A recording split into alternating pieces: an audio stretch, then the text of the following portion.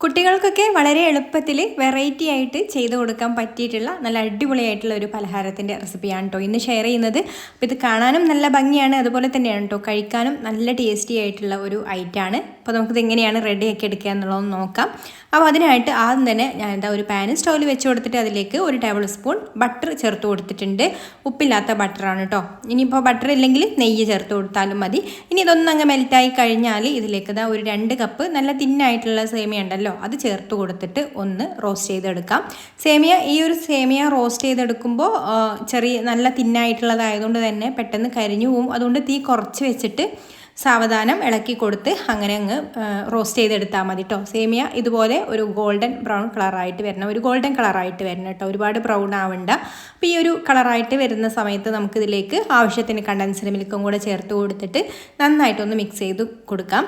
Mix ചെയ്ത് നോക്കിയിട്ട് അതിനനുസരിച്ചിട്ടുള്ള കണ്ടൻസ്ഡ് മിൽക്ക് ചേർത്ത് കൊടുത്താൽ മതി കേട്ടോ. ഒന്നങ്ങ് മിക്സ് ചെയ്ത് എല്ലാം കൂടി യോജിച്ചിട്ട് നമുക്കിങ്ങനെ ഒരു സ്റ്റിക്കി ആയിട്ട് കിട്ടുന്ന ആ ഒരു പരുവത്തിൽ ഉള്ള കണ്ടൻസ്ഡ് മിൽക്ക് നമുക്ക് ടേസ്റ്റ് നോക്കിയിട്ട് അതിനനുസരിച്ചിട്ട് ചേർത്ത് കൊടുത്താൽ മതി കേട്ടോ. അപ്പോൾ ഇതുപോലെ ചേർത്ത് കൊടുത്ത് ഇതുപോലെ അങ്ങ് നന്നായിട്ട് മിക്സ് ചെയ്ത് കൊടുത്തിട്ട് മാറ്റി വെക്കാം. എന്നിട്ട് ഞാനിവിടെ ബ്രെഡിൻ്റെ സ്ലൈസ് എടുത്തിട്ടുണ്ട്. അതിൻ്റെ ആ ഒരു സൈഡൊക്കെ ഒന്ന് കട്ട് ചെയ്ത് മാറ്റാം.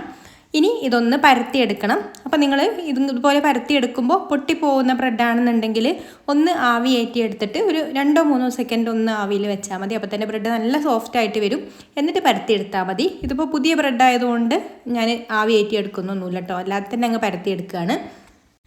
ഇനി നമ്മൾ നേരത്തെ മിക്സ് ചെയ്ത് വെച്ചിട്ടുള്ള ആ ഒരു സേമിയയിൽ നിന്ന് ഇതുപോലെ കുറേശ്ശെ കയ്യിലെടുത്തിട്ട് നമുക്ക് നീളത്തിലൊരു ഷേപ്പാക്കി എടുക്കണം കേട്ടോ. ഇത് നമുക്ക് എങ്ങനെ വേണമെന്നുണ്ടെങ്കിലും ഷേപ്പ് ചെയ്തെടുക്കാം, ആ ഒരു രീതിക്കാണ് കേട്ടോ. ഷേപ്പ് ചെയ്തെടുത്താൽ അങ്ങനെ വേർപെട്ട് പോകുന്നില്ല, നല്ല സ്റ്റിക്കി ആയിട്ട് തന്നെ അവിടെ ഇരുന്നോളും. അപ്പോൾ ഞാനിത് ഇതുപോലെ നീളത്തിൽ ചെറിയൊരു വണ്ണത്തിൽ ഇതുപോലെ നീളത്തിൽ അങ്ങ് ഷേപ്പ് ചെയ്തെടുത്തിട്ടുണ്ട്.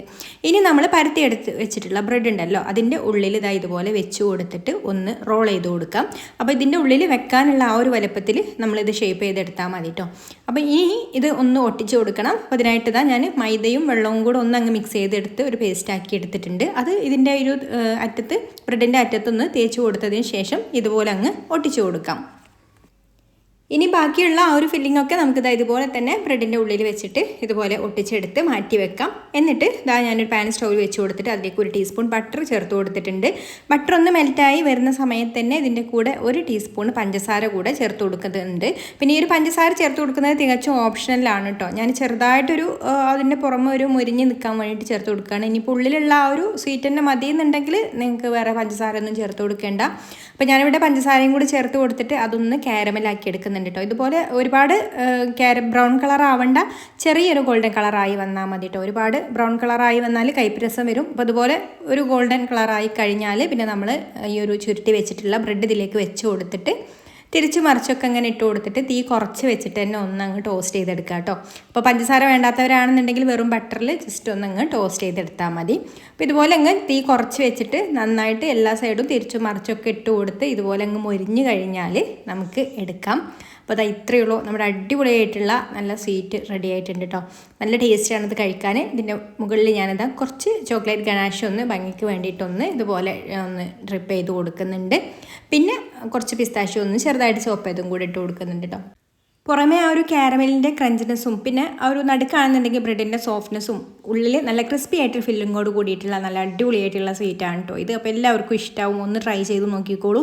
ഇഷ്ടമായിട്ടുണ്ടെങ്കിൽ ലൈക്ക് ചെയ്യാനും ഷെയർ ചെയ്യാനും ചാനലൊന്ന് സബ്സ്ക്രൈബ് ചെയ്യാനും ഫേസ്ബുക്കിലാണെന്നുണ്ടെങ്കിൽ പേജ് ഒന്ന് ഫോളോ ചെയ്ത് സപ്പോർട്ട് ചെയ്യാനും കൂടി മറക്കല്ലേ. അപ്പോൾ ഇനി മറ്റൊരു നല്ല റെസിപ്പിയുമായിട്ട് അടുത്ത വീഡിയോയിൽ കാണാം. Thanks for watching.